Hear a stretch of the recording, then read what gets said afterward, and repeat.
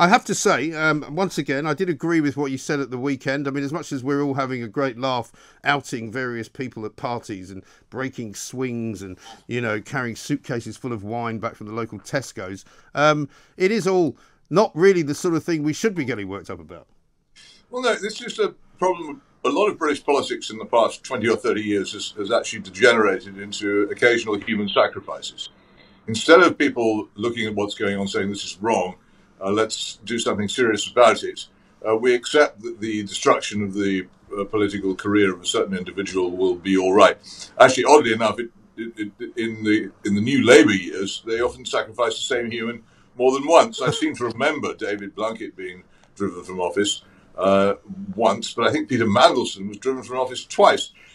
These great frenzies, which you probably remember as vaguely as I do, Yeah. had no effect whatsoever on the fact that the country was being governed by a bunch of Trotskyist radicals who destroyed the Constitution, broke up the Union, mired us in fantastic, colossal debt, and introduced mass immigration on a scale never previously seen in our history. But all people got worked up about was Peter Mandelson doing something about a mortgage and David Blunkett doing something about a passport. This is what we do. We don't actually pay any attention to politics, to what the government is doing, and we're appeased by the occasional sacrifice of a cabinet minister, or if it's really good, of a prime minister. What difference does this make? The point that I make over this is I think anybody who has listened to me here or read anything I've ever said knows that I'm not a defender of the current Prime Minister. Anything but. But if people think that getting rid of him over the holding of some cheese and wine parties in Downing Street is going to make anything better, they're much mistaken. What they'll probably get as a result of that is a government led by Sir Keir Starmer, which will be just as happy to close down the country and prevent people from seeing their dying relatives as this lot ever were. And it strikes me, if they were subjected to the same examination and they had the same number of moles in their ranks as the government seems to have, it would very rapidly become apparent that they too are quite capable of holding parties during lockdowns. What is this about? Are we actually seriously concerned about making the country better? Or do we just want to make ourselves feel better? And over and over again, it's the latter that people choose. Well, that's why the country carries on getting worse. Sorry about that, guys. And do you think it's the fault of the media then, Peter, that this is the obsession that we currently have and that we are sort of led by the nose, as it were? The media is to some extent a form of show business, and it responds very much to public desire and mood. This is the sort of politics I think the public want and like. Ultimately, I take all this back over and over again. So the destruction of serious education in this country back in the middle 60s. And since then, we simply lack in any of our trades or professions, in any level of politics, the media, the civil service, the church, the judiciary, the police, anywhere. We simply lack a layer of properly educated people prepared to study the case on its merits that we used to have. And so we slosh about like water in a bathtub from one mood and one vague but absolutely firmly held prejudice to another, without ever halting to think, are we doing this right?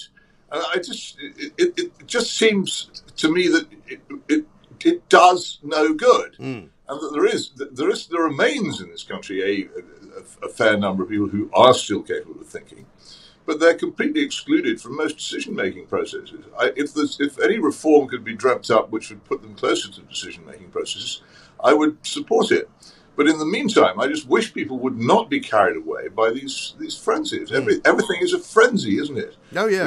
But I mean, and normally any thoughtful consideration. And also, normally, it's a very short-lived frenzy. It's a sort of 24-hour or 48-hour frenzy at which some result is achieved, and then you sort of move on to the next one. And seemingly no one really considers anything that they say or do, because there was a fascinating piece, I don't know if you saw it at the weekend in The Spectator. Michael Simmons wrote a piece, it was an update in fact, Sage Scenarios versus Actual Scenarios, an update, and it basically was explaining how far out and how wrong the Sage predictions were before Christmas of what might happen if Omicron turned out to be dangerous and deadly and all the rest of it. And the reason I think that this party story has taken hold is because it does ask a series of further questions, i.e. if they were not adhering to the rules, then clearly they didn't think the rules were very important, which then would follow that they didn't think the rules were actually necessary. So why the hell were they making everybody else do it? Well, that has always been a point. Did the people who impose these rules on us ever really believe in them themselves? And it's plainly, actions speak louder than words. But the other point you have to ask yourself is this, and I'm a great coincidence theorist, as you know. I think everything's coincidence. Yeah. But one of the most astonishing coincidences in modern times is the fact that this particular series of parties began to become public round about the time the Prime Minister recovered from his frenzy and began to question what the experts were telling him. And declined to close down the country for Christmas. And at that point, suddenly we had great quantities of revelations about all these terrible parties that were taking place. So this is a fantastic coincidence, isn't it? Well, it is rather. But of course, unfortunately, although he didn't shut down Christmas, I was speaking to a couple of restaurant owners who said they basically had their Christmases ruined thanks to Chris Whitty telling people, well, we're not going to necessarily lock you down, but you basically shouldn't go out. Yes, but it's really it's a case of being in between the crisis and the catastrophe, isn't it? If you're in between the crisis and the catastrophe, you're grateful to be only in a crisis. Yes, because the catastrophe would be worse. But again, boys, if people had known about these, and presumably those people who knew about these parties and were prepared to talk about them have known about them since they took place. Yeah. Why is it that they've suddenly decided to tell the world about them now? Right.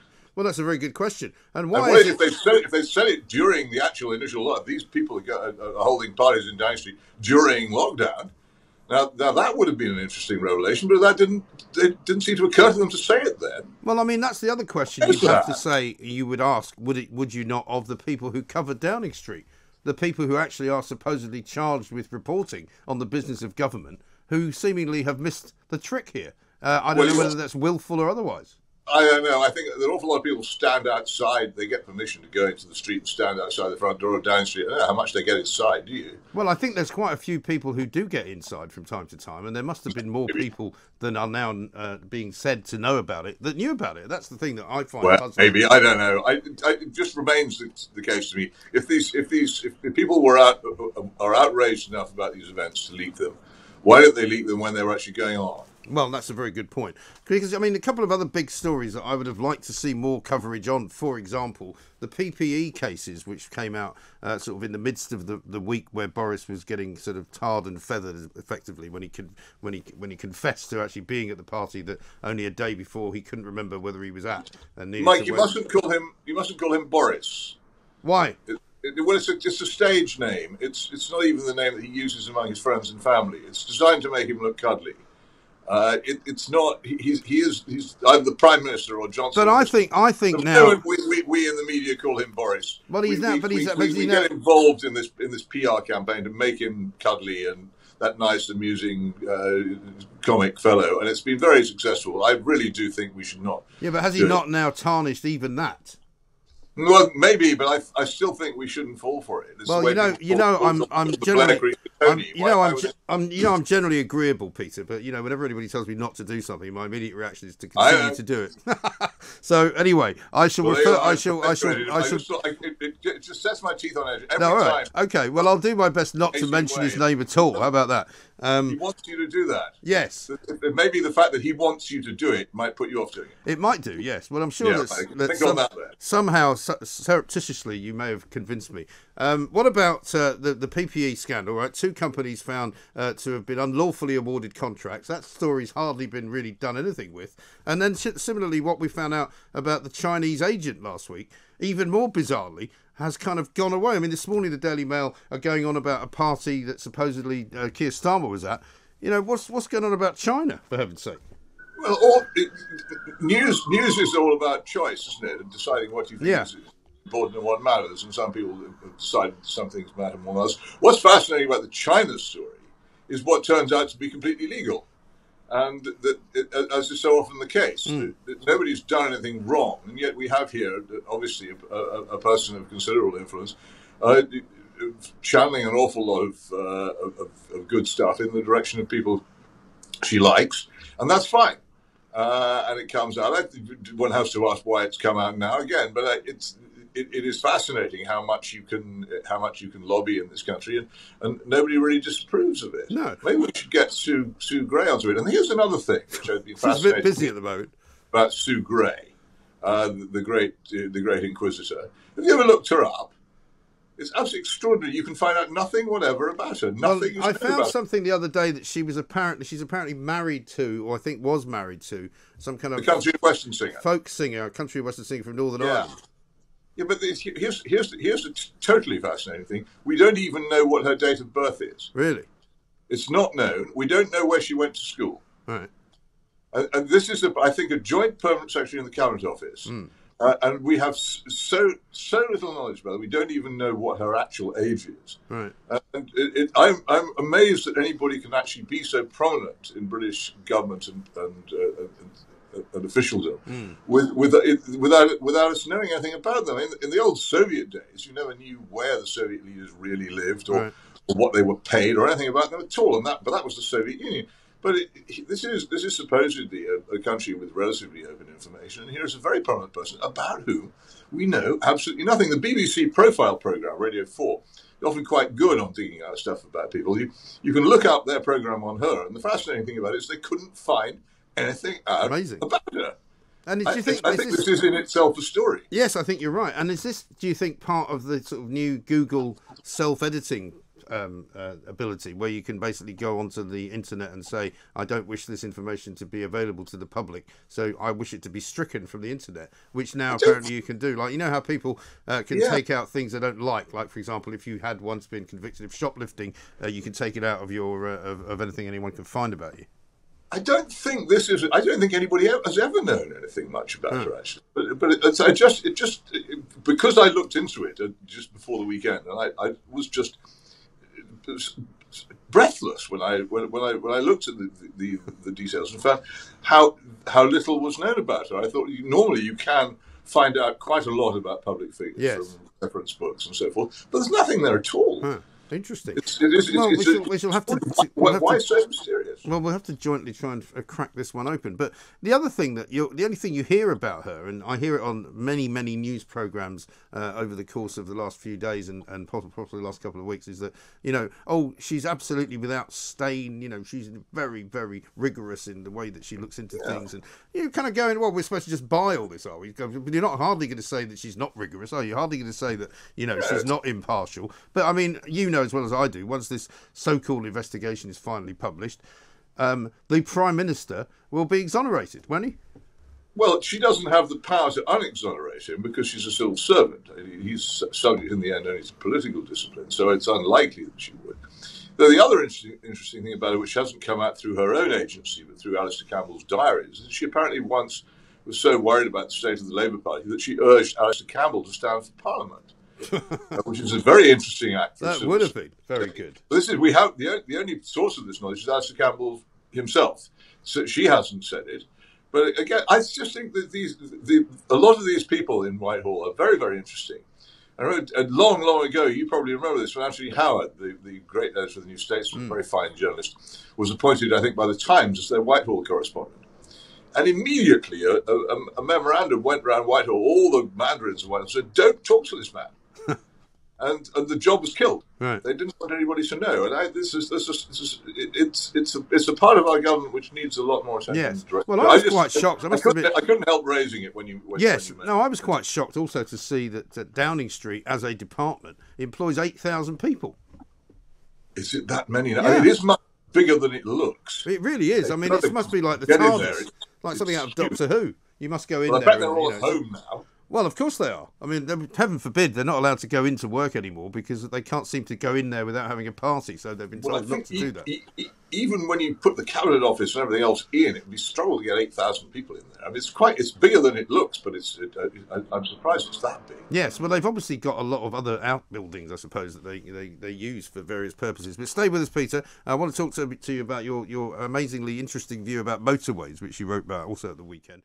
Motorways, because I was fascinated, Peter, to see you writing that you never really liked motorways and you didn't think that they were really up to much. And I have to say, most of the motorways that you go on now are so ridiculously overcrowded. This kind of conversation about smart motorways is a bit redundant anyway, isn't it? Well, yes, it is. And if you remember, perhaps the original Preston bypass in the, I think, late 1950s, which is the first motorway in this country, or you go back to the 30s, the great freeways that were opened in Pennsylvania and the German autobahns, and everybody thought, oh, well, this is wonderful. Look at these great shining ribbons of concrete along which we could drive in an uncrowded, speedy way. And it never turned out like that, did it? Because what motorways did was they attracted traffic. Yes. And particularly, as anybody who drives on the nose, they attract an awful lot of lorry traffic. And the result is that they're never like that. They're crowded and dangerous. And it's very hard on motorways, in my experience, particularly British ones, though even worse in Moscow, to drive responsibly, because you'll be bullied into tailgating by other people very quickly if you try and leave a sensible gap between yourself and the car in front. Someone their car into it. I find it nerve-wracking in the extreme, and the idea of there being no hard shoulder is terrifying. But are they basically a good idea? Was the decision by major countries in the middle of the 20th century to build huge motor roads a sensible transport policy? I don't think so. There's a crucial fact that everybody should always remember. The friction between a steel wheel and a steel rail is 1/33 approximately of the friction between a rubber tire and a road. And therefore, anything carried by road is using immensely more energy than anything traveling by rail, which is one of the reasons why, where railways flourish, they outdo roads in environmental ways and also in terms of cost. So why did we switch so strongly from railway to road? The biggest place where this happened was the United States. What I love about this is the way conservatives imagine that the roads are conservative or right-wing and free market. What Eisenhower did in the United States when he built the interstate highway system was he pretended it was a defense need and basically created a huge nationalized taxpayer-financed road system, which probably put the privately owned railways out of business. So that's not conservative at all. And in the United States, you can see they've got vast amounts of space. You could probably have railways and roads, and it wouldn't make any difference. But in our country, the landscape is much tighter and more built up and more intimate. And the routes that you can take to get from one place to another are much more limited. So if you start having motorways, you tend to have to push the railways out of the way. And this is done in many cases. Again, when I was a child, if you wanted to travel the southwest of England, there were two major railway lines which went down to Exeter and Plymouth and beyond. One of them was closed. Madly, because it's needed all the time now, especially when the one which remains is washed away by the sea, which happens every few years. Down at Dawlish, and there are all kinds of other places where the connections between cities and towns were very good by rail. You could get practically anywhere in the country to anywhere by rail, particularly those medium-sized to small market towns where so many people live. And all these had their railways ripped away in the motorway building frenzy and the road building frenzy of the 1950s and 1960s. And it's a huge loss, it seems to me. I live in Oxford, and there are several towns near Oxford, substantial towns, Tame, Abingdon, Wantage, Whitney, all of which were on the railways until about 1963. And now you can't get to them without a motor vehicle. Right. Is given what we now know about the huge environmental damage, the noise, the filth, the pollution in general from motorways, and it's incessant. Was this a good idea? But why do we never rethink it? And the other thing is, I get so tired of the Profumo scandal coming up on television again and again. It's always Christine Keeler. Well, okay, it was a scandal, but I don't quite know who was harmed by it. But nobody has heard of the fact that the transport minister of the Tory government of the 1960s, a man called Ernest Marbles, actually skipped the country one night, taking half the contents of his flat in Belgravia on the night express to Paris. Ironically. To dodge a tax bill. Right. Yeah, I read that in your column, and I'd never heard it before. I'd never heard of it. No, people don't. But the other thing about this man, he was the chairman of a major road building company, and it took an enormous amount of effort to get him to cease to be connected with that company while he was transport minister.